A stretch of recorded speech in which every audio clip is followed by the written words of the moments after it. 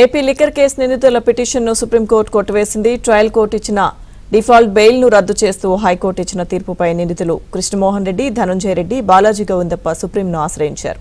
ఈ పిటిషన్ను సుప్రీంకోర్టు వేసింది. హైకోర్టు తీర్పును సమర్థించింది. రెగ్యులర్ బెయిల్ కోసం ట్రయల్ కోర్టును ఆశ్రయించాలని ఆదేశించింది.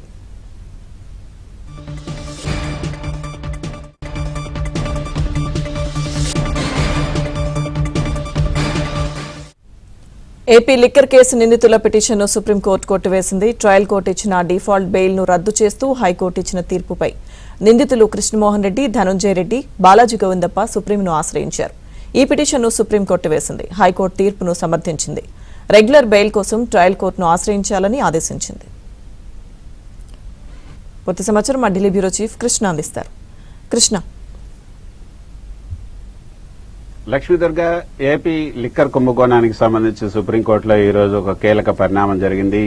ఈ కేసులో ఎవరైతే నిందితులు ఉన్నారో కృష్ణమోహన్ రెడ్డి, ధనంజయ రెడ్డి, బాలాజీ గోవిందప్ప, ఈ ముగ్గురికి ట్రయల్ కోర్టు గతంలో డిఫాల్ట్ బెయిల్ ఇచ్చింది. అంటే డిఫాల్ట్ బెయిల్ అంటే ఛార్జ్షీట్ వేసిన తర్వాత ఇచ్చేటువంటి బెయిల్. కానీ ఛార్జ్షీట్ వేయకముందే అక్కడ ట్రయల్ కోర్టు డిఫాల్ట్ బెయిల్ ఇచ్చింది. దాన్ని హైకోర్టు కొట్టివేయడం జరిగింది. ఛార్జ్షీట్ వేయకముందే వీళ్ళకి ఎట్లా డిఫాల్ట్ బెయిల్ ఇస్తారంటూ ట్రయల్ కోర్టు ఇచ్చినటువంటి ఆ యొక్క బెయిల్ ని రద్దు చేయడం జరిగింది. అయితే ఆ హైకోర్టు ఇచ్చినటువంటి తీర్పును సుప్రీంకోర్టులో ఈ ముగ్గురు కృష్ణమోహన్ రెడ్డి, గోవిందప్ప, అదేవిధంగా మరొక నిందితులు వీళ్ళు ముగ్గురు కూడా సుప్రీంకోర్టును ఆశ్రయించారు. ఈ సుప్రీంకోర్టులో ఈ రోజు గతంలో దీని మీద విచారణకు వచ్చినప్పుడు వాళ్లకు మధ్యంతర రక్షణ కొనసాగించారు.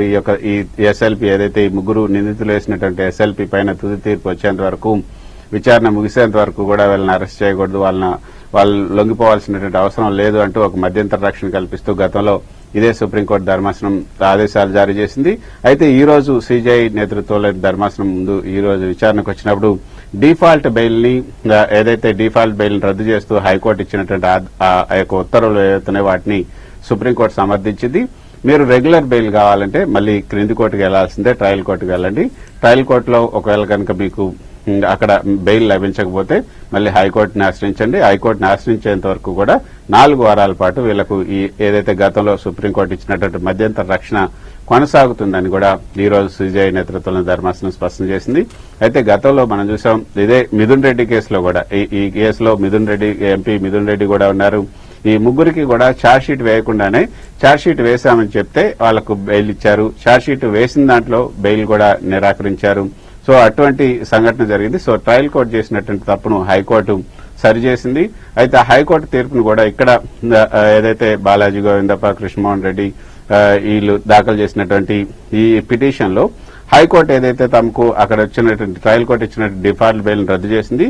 కానీ దాన్ని పక్కన పెట్టి మీరు ఈ యొక్క ఇక్కడే బెయిల్ మ్యాటర్ ని మీరు చూడండి, ఈ బెయిల్ ని మాకు బెయిల్ ని ఇక్కడే ఈ కేసును మీరే మెరిట్స్ లోకి వెళ్లి ఈ కేసులో బెయిల్ ఇవ్వండి అన్నప్పుడు ఆ విధంగా జరగదు. బెయిల్ మ్యాటర్ అంతా కూడా క్రింది కోర్టు, ట్రయల్ కోర్టు నుంచే బెయిల్ తీసుకోవాల్సి ఉంటుంది. సుప్రీంకోర్టులో అక్కడ అయిన తర్వాత ఒకవేళ వాళ్ళు వేయకపోతే మీరు ఇక్కడికి రావచ్చు. కాబట్టి డిఫాల్ట్ బెయిల్ రద్దు చేసింది కాబట్టి హైకోర్టు మీరు మళ్లీ బెయిల్ కోసం ట్రయల్ కోర్టుని ఆశ్రయించాలంటూ ట్రయల్ కోర్టుని వెళ్లమని చెప్పింది. అంతవరకు కూడా అంటే మళ్ళీ ట్రయల్ కోర్టు కనుక వాళ్ళకి బెయిల్ ఇవ్వకపోతే మళ్ళీ హైకోర్టుని ఆశ్రయించేంత వరకు ఒక 4 వారాల పాటు గతంలో సుప్రీంకోర్టు వాళ్ళకి ఇచ్చినటువంటి మధ్యంతర రక్షణ మాత్రం కొనసాగుతుందనేది ఈ రోజు సుప్రీంకోర్టు ఇచ్చినటువంటి ఆదేశాల్లో సారాంశం. లక్ష్మీదుర్గ. Thank you Krishna.